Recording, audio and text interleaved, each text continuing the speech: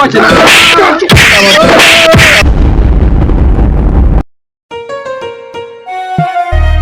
Zamba da komai nawa. Wai shi wannan ba zai iya karaso bane ya tsaya ya bata mun lokaci yake bai san yin wanda nake ji bane.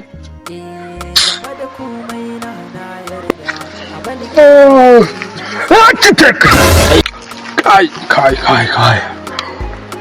Mijina Hafsa. Ya da zuwan ka ji kaka wani kama wani atishawa ba sallama ba komai sai ka ce mu ba musulmai ba. Ai ka fa tsayin ka ji ana sallama a koshi ake. Allah kuwa.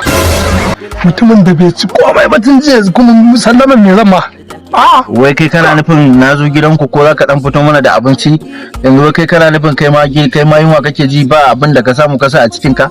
Da sun tafi biki gidan namu. To me daɗar da kai? Ni ma na tsaya ne ko akwai wata ƙawar kakanmu da take ba na ɗan 50 haka. To ita ma yau zazzaɓi take. Kai. A wajen ta nema na shafi mura. Ko dama kuna da mai muran talauci ne? Ai ka san wani abu. Bara mu muna da yan uwa masu kuɗi amma suna birni ne.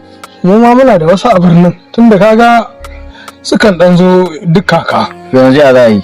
To yanzu dai mu je shagon Nazifi mai garin ruwa. Wai Nazifi karau. Yawwa. Kai.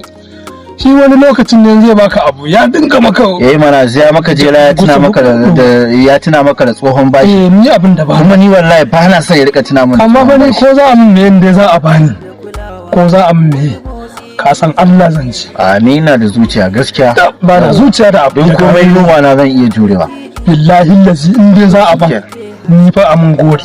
To yanzu mu je. Aman fa. To yanzu mu je. Ba mu je. Gabona da abincin fa. To mu je. Zai kawai Idan da yake ganewa.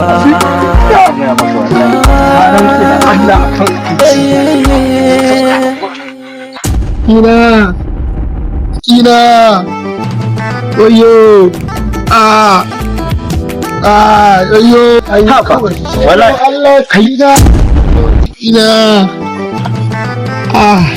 oyo wani ce na ihu ko mota ita ma ce ina ka da samu ina ka subhanallahi muka kai shi a sallame mu subhanallahi lafiya kuwa yaya Allah lafiya kuwa ina na ke mata gida yake faruwa Allah ya shi shekaran da ya tashi ba zai iya wanta bacci ba sabida me ba kudi kwata-kwata kudin da ke hannuna 5,000 ne 5,000 kuma ni da na saba kari da 20,000 ko turun uba kwayo ciki na kwayo ciki na a 5,000 din mu gani kai lokacin kagan su yanzu ya kace so a yi su kai 20 abinci ne su kai 20 da 20 nake kai za a taimaka